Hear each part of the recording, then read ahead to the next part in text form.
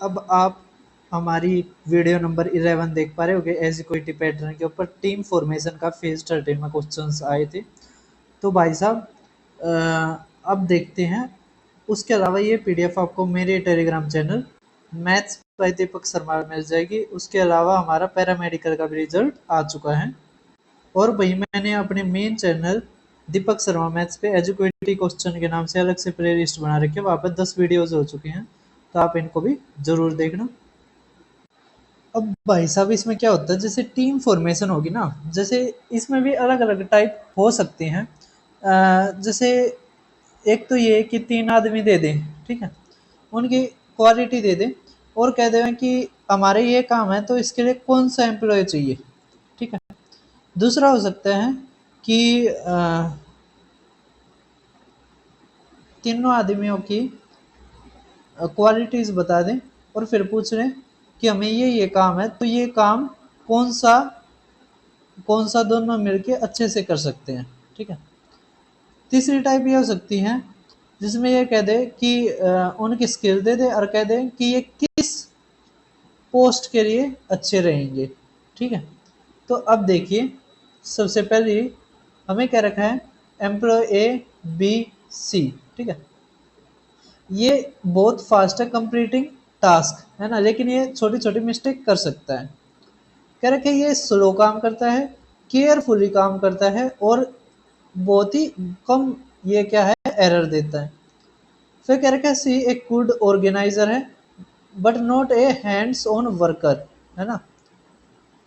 अब कह रखा है एक डाटा एंट्री प्रोजेक्ट है with A tight deadline, low tolerance for error. अब ये तो क्या है, स्मॉल मिस्टेक करता रहता है, तो ये तो वैसे कट गया, ठीक है। अब इसमें कुछ दे ही नहीं रखा, ठीक है। डाटा एंट्री है, ये तो ऑर्गेनाइजर की तरह है, ये नहीं होगा। तो हमारा एम्प्लॉय भी हमारा क्या है, आंसर, ठीक है। एम्प्लॉय भी हमें चूज करना चाहिए।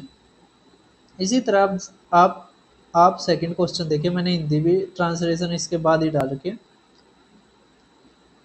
क्या रखा है, अ क्रिएटिव प्रॉब्लम सॉल्वर है ऑन एक्स, लेकिन वो स्ट्रगल करता है रूटीन और रिपीटेटिव टास्क में। जो क्रिएटिव आदमी होते हैं ना, वो बार बार उसी काम को करने में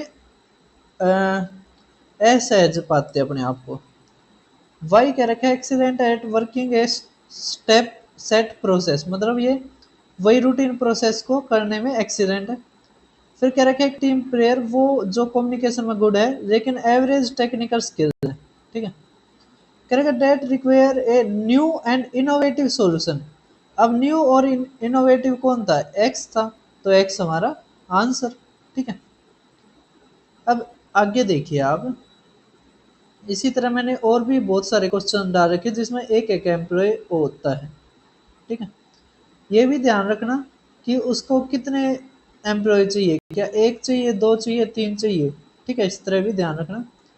अब मैंने आगे देखिए क्या रखे हैं, अगली जो टाइप है, an excellent researcher who excels at gathering data, ठीक है। बी कह रखे ग्रेट एनालिस्ट है जो अंडरस्टैंड कर सकता है कॉम्प्लेक्स डाटा पैटर्न को। सी कह रखे स्किल्ड राइटर है who can turn complex finding into clear and concise report.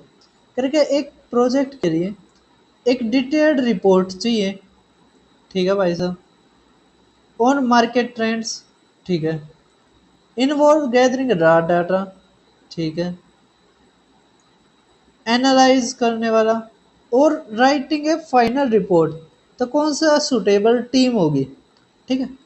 अब एक चीज देखिए, गैदरिंग भी करना है तो ए भी चाहिए, एनालाइज करना है तो बी भी चाहिए, एनालिस्ट ना, ठीक है। अब केवल इतना आता कि गैदर करना है, एनालिस्ट करना है, ठीक है, केवल इतना क्वेश्चन होता, ये फाइनल रिपोर्ट वाला ना होता, है ना, तो हमारा आंसर आ जाता ए और बी। लेकिन इसने कह रखा है कि राइटिंग ए फाइनल रिपोर्ट, ठीक है, मतलब रिपोर्ट भी लिखनी है, तो रिपोर्ट कौन लिखता है अच्छी, सी। तो इसका मतलब तीनों चाहिए हमें, ठीक है, ए बी सी। सभी को समझ में आ गया। अब क्या होता है, समझिए क्या होता है, कई बार जो टाइप नंबर थर्ड है ना, मैं यहाँ से ही बनाऊंगा, समझिए आप। यहाँ पे ये ना दे, कह दे मैं कि ए एक्सपर्ट्स इन गैदरिंग डाटा, ठीक है। ये ग्रेट एनालिस्ट ना दे के कह दे कि वो अंडरस्टैंड कॉम्प्लेक्स डाटा पैटर्न। सी कह दे कि जो complete complex finding into career and concise reports, ठीक है। और फिर यहाँ पे कह दे कि ए क्या बन सकता है, ठीक है। कह दे ए रिसर्च है ना, बी एनालिस्ट, सी राइटर। इसी तरह यहाँ पे दूसरा जो ऑप्शन है उसमें दे दे ए एनालिस्ट, बी राइटर, सी रिसर्चर, थर्ड में कुछ और दे दे, फोर्थ में कुछ और दे दे। मतलब उसके पोस्ट के अनुसार ऑप्शन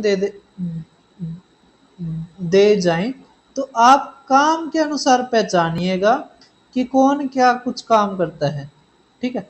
जैसे कई बार सीईओ के आ जाते हैं, सीईओ में क्या क्वालिटीज होनी चाहिए, मैनेजर में क्या होनी चाहिए, टेक्निकल स्टाफ है उसमें क्या होनी चाहिए, एडमिनिस्ट्रेशन स्टाफ है उसमें क्या होनी चाहिए, ठीक है। समझ में आ गया। तो मैनेजमेंट का कोई आदमी है तो उसमें क्या होना चाहिए, ठीक है।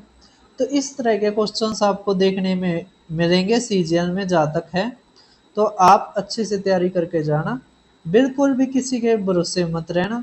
कंपनी बहुत ही खतरनाक आ रही है, कुछ पता नहीं है क्या कुछ पूछ रही, ठीक है।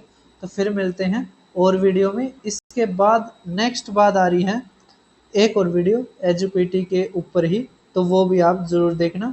Situation reaction test NDA CDS में पूछा जाता है, साइकोलॉजिकल टेस्ट होता है, लेकिन अब की बार क्वेश्चन देखने को मिले थे।